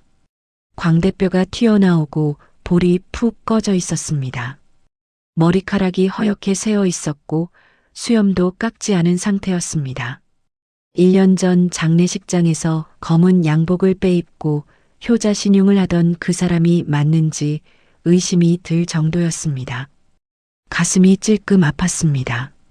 피는 물보다 진하다고 했습니다. 아무리 못되게 굴었어도 오빠였습니다. 같은 부모 밑에서 자란 혈육이었습니다. 손이 창문 쪽으로 갔다가 멈췄습니다. 아버지의 편지가 떠올랐습니다. 내 오빠들 눈치 보지 말고 당당하게 살아라. 15년 동안 매일 밥을 해드려도 시계 하나만 던져주고 당일로 쫓아낸 사람이었습니다. 멱살을 잡고 횡령죄로 콩밥을 먹이겠다고 협박한 사람이었습니다. 제 방을 엉망으로 뒤엎고 속옷을 바닥에 쏟아버린 사람이었습니다. 창문에서 손을 내렸습니다. 출발해 주세요. 기사가 차를 출발시켰습니다. 백미러에 비친 큰오빠의 모습이 빗속으로 멀어져 갔습니다. 마음이 무겁지 않았다면 거짓말이었습니다. 하지만 돌아갈 수는 없었습니다. 흔들리면 지는 것이었습니다. 저는 이제 더 이상 눈치 보며 사는 정인이가 아니었습니다. 넓은 거실에 들어서자 정면에 궤종시계가 보였습니다. 전문가에게 맡겨 깨끗하게 복원한 아버지의 시계였습니다. 나무 표면에 새로 니스를 칠하니 원래의 따뜻한 갈색이 살아났습니다. 오빠들이 밀어서 생긴 균열도 용달차에 실으며 난 흠집도 깔끔하게 메워져 있었습니다. 고장났던 내부 기계도 정비를 마쳤습니다. 비밀 수납함이 있던 하단부는 그대로 두었습니다. 이제 시계는 멈추지 않았습니다. 똑딱 똑딱 똑딱 규칙적이고 힘찬 소리가 넓은 거실을 가득 채우고 있었습니다. 수십 년 만에 다시 뛰기 시작한 심장 같았습니다. 시계 앞에 섰습니다. 유리 안쪽으로 보이는 바늘이 쉬지 않고 돌아가고 있었습니다. 아버지가 멈춰 놓았던 시간을 제가 다시 움직이게 한 것입니다. 4시 15분에서 풀려난 바늘은 이제 자유롭게 시간을 새기고 있었습니다. 시계 표면에 손바닥을 얹었습니다. 아버지가 매일 밤 쓰다듬으시던 그 자리였습니다. 따뜻한 나무의 진동이 손바닥을 타고 가슴까지 전해졌습니다. 아빠, 내 시간은 이제부터 시작이야. 시계가 대답하듯 종이 울렸습니다. 땡, 땡, 땡. 깊고 맑은 종소리가 거실에 퍼져나갔습니다. 여러분, 오늘 사연 들으면서 무슨 생각하셨나요? 조선의 대학자 정약용은 긴 유배 생활 동안 두 아들에게 수백 통의 편지를 보냈습니다. 그 편지 속에 이런 구절이 있습니다. 내가 너희 곁에 없는 것이 오히려 너희를 단단하게 만들 것이다. 아비의 사랑은 곁에 있을 때보다 떨어져 있을 때 더 깊이 전해지는 법이다. 오늘 이야기 속 아버지 역시 사랑한다는 말 한마디 하지 못하면서도 멈춘 시계와 감나무 한 그루에 평생의 마음을 담아두셨습니다. 살다 보면 가장 가까운 사람의 마음이 가장 늦게 보일 때가 있습니다. 표현이 서툴러서 방법이 달라서 사랑이 아닌 줄 알았던 것들이 시간이 지나고 나서야 비로소 보이는 것이지요. 혹시 지금도 알아채지 못한 누군가의 사랑이 여러분 곁에 조용히 놓여 있지는 않은지 한번 돌아보시면 좋겠습니다. 오늘도 끝까지 시청해 주셔서 감사드립니다. 사연이 마음에 닿았다면 더 좋은 사연으로 찾아뵐 수 있도록 구독과 좋아요를 부탁드릴게요. 그리고 사연의 주인공을 위한 따뜻한 말씀도 댓글로 부탁드립니다. 여러분의 오늘을 응원합니다. 꿈꾸는 사연이었습니다.